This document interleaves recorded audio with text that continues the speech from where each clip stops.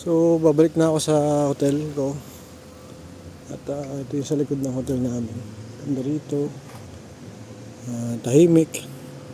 Walang ganong tao. Relax lang at mababait silang makipag-usap.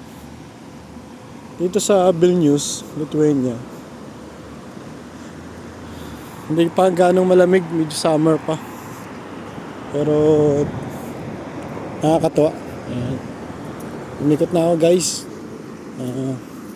So balik ulit ako dun sa kita ko. Ito ang pedestrian line nila talagang napatawad nila. Ayun yung mga bus doon na dalawa. Mga bus doon mamaya. Ito yung bus na guys. Na mayroong EDC sa tao. May antenna sa litok-tok ayan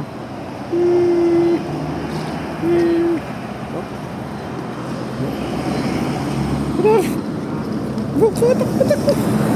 Tawag natin pag sa mahaba. Diba? Ganda rin.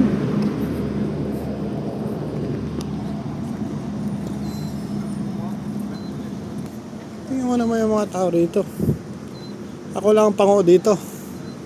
Lahat sila matatakas ang ilong.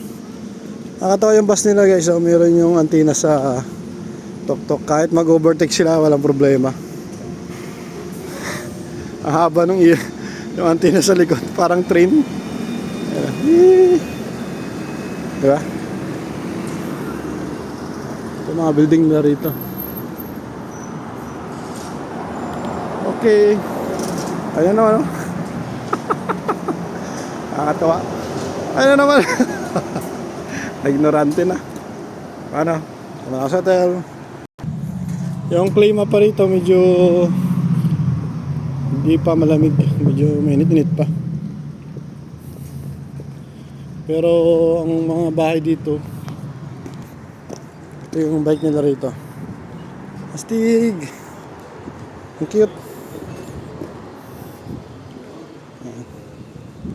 Ito ako sa hotel namin guys.